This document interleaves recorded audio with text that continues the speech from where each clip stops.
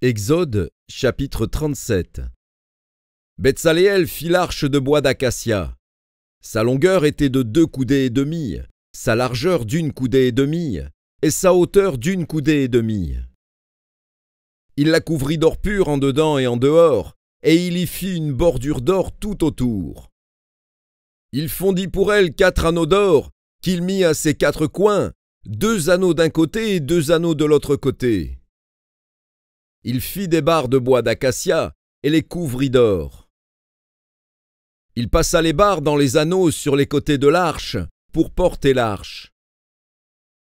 Il fit un propitiatoire d'or pur. Sa longueur était de 2 coudées et demie, et sa largeur d'1 coudée et demie. Il fit 2 chérubins d'or. Il les fit d'or battu aux 2 extrémités du propitiatoire, un chérubin à l'une des extrémités et un chérubin à l'autre extrémité. Il fit les chérubins sortant du propitiatoire à ses 2 extrémités. Les chérubins étendaient les ailes par-dessus, couvrant de leurs ailes le propitiatoire et se regardant l'un l'autre.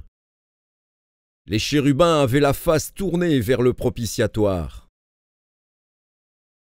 Il fit la table de bois d'acacia. Sa longueur était de 2 coudées, sa largeur d'1 coudée, et sa hauteur d'1 coudée et demie. Il la couvrit d'or pur, et il y fit une bordure d'or tout autour. Il y fit à l'entour un rebord de 4 doigts, sur lequel il mit une bordure d'or tout autour. Il fondit pour la table 4 anneaux d'or, et mit les anneaux aux 4 coins, qui étaient à ses 4 pieds. Les anneaux étaient près du rebord, et recevait les barres pour porter la table. Il fit les barres de bois d'acacia et les couvrit d'or. Et elles servaient à porter la table. Il fit les ustensiles qu'on devait mettre sur la table, ses plats, ses coupes, ses calices et ses tasses pour servir aux libations. Il les fit d'or pur. Il fit le chandelier d'or pur. Il fit le chandelier d'or battu. Son pied, sa tige, ses calices, ses pommes et ses fleurs étaient d'une même pièce. 6 branches sortaient de ses côtés, 3 branches du chandelier de l'un de ses côtés et 3 branches du chandelier de l'autre côté. Il y avait sur une branche 3 calices en forme d'amande, avec pommes et fleurs, et sur une autre branche 3 calices en forme d'amande, avec pommes et fleurs. Il en était de même pour les 6 branches sortant du chandelier. À la tige du chandelier, il y avait 4 calices en forme d'amande, avec leurs pommes et leurs fleurs. Il y avait une pomme sous 2 des branches sortant du chandelier, une pomme sous 2 autres branches, et une pomme sous 2 autres branches.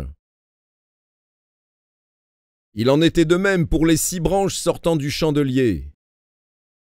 Les pommes et les branches du chandelier étaient d'une même pièce. Il était tout entier d'or battu, d'or pur.